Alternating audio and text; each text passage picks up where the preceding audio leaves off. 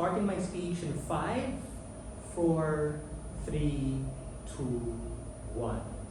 Mr. Speaker, ladies and gentlemen, within the Catholic Church, we see a lot of contradictory stances.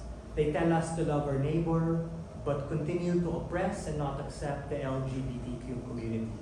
They tell us to respect women, but at the same breath, tell you it's a sin and that you will be eternally damned if you do get an abortion in the name of exercising your human rights and your capacity to have bodily autonomy.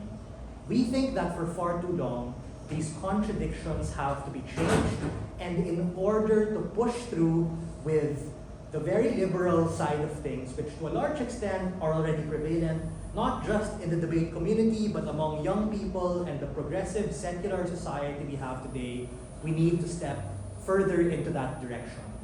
This is a value judgment debate with an actor embedded, and we have to tell you and support our burden as to why it's in the interest of the Catholic Church to liberalize, and we tell you that this is simply given due to the overwhelming progressive left-leaning liberal values that are already embedded as ideologies which society already champions. We have these values today, and the Church, not yet quite there, and in order for there to be some sort of synergy between the people looking to go into church or the people looking to find some sort of refuge, especially among the Gen Z and the young generations, they need to do it. We need to challenge the lens in which we see old dogma and the teaching of the Church in order for us to truly be one, holy, Catholic, and apostolic, moving forward to the next centuries. But here are a few key points of framing I think are relevant to the round.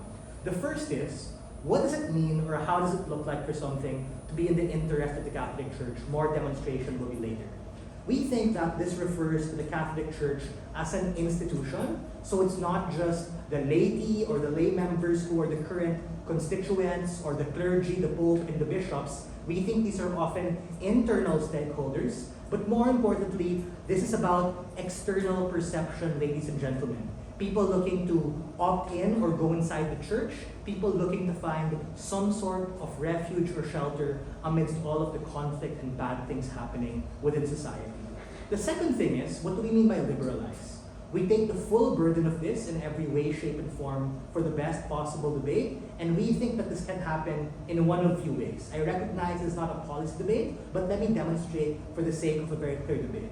This looks like, but it's not limited to, pushing for ecumenical councils with the conclave of bishops and the Pope in order to change what they can. We recognize that some things can be changed, some things cannot be changed.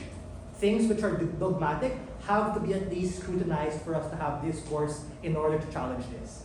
This looks like being able to acknowledge gay marriage because in society they already acknowledge gay unions and bless gay marriages. Kind of soft stance there, let's go full and be able to accept those people if we truly claim them to be our brothers and sisters.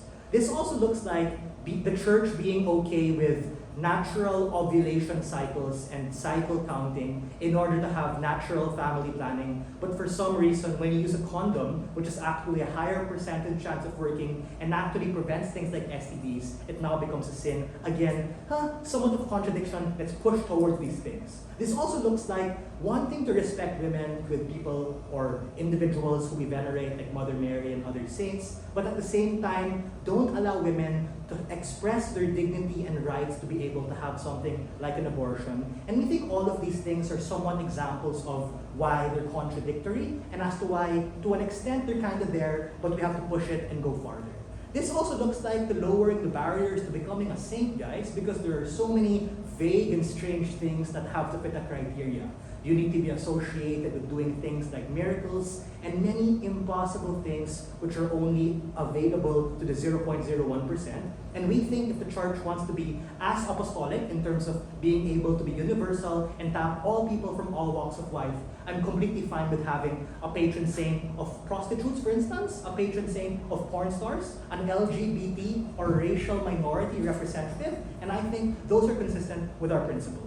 But I recognize, this isn't a policy debate and there may be certain limitations, but we think it's in their interest to be able to acknowledge these possibilities and challenge the conservative lens which far too long have clouded judgment and far too long have perpetuated infighting and scrutiny against the church, hence why the debate community in general loves shitting on the Catholic Church, given a lot of these things are ultimately old guard and largely contradictory. Now, why is it in their interest to liberalize, right? We think the main goal of this debate is to be able to improve their perception, and we think that we can get this with one of the following ways. Given the rise of things like secularism and liberal values, we tell you this ultimately aligns with the younger generation and best is able to help people market the church better, and that's a good strategy if you want to be able to allow more people to be able to enter it. But secondly, we think that even if opposition tells us that, this creates infighting among conservative and liberal people, we tell you that there's already been so much infighting and backlash from the minorities I already mentioned. A lot of people who are LGBTQ find themselves conflicted and facing cognitive dissonance with the church, wherein if they express their sexuality, they become labeled a sodomite. They become labeled someone who is a sinner and who will be damned to hell forever, but at the same breath, there's this contradiction that people need to feel safe and secure.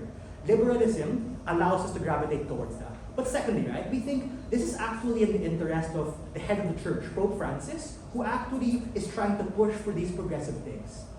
The chokehold comes from the conclave of bishops who are quite conservative, and we think we need to be able to push and convince these particular people that it's in the interest of the church to be able to wake up from their disillusion and be able to accept these particular people.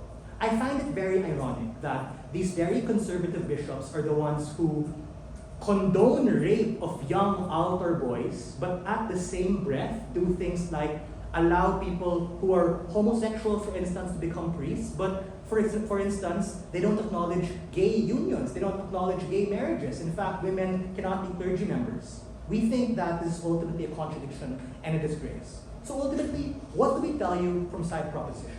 We tell you that the rise of secularism, by virtue of liberal progressive ideologies, are a good way to be able to market yourself in order to be more palatable, not just to the people internally, because there's some sort of divide there, but also externally to people trying to find refuge, trying to feel safe, trying to find some love.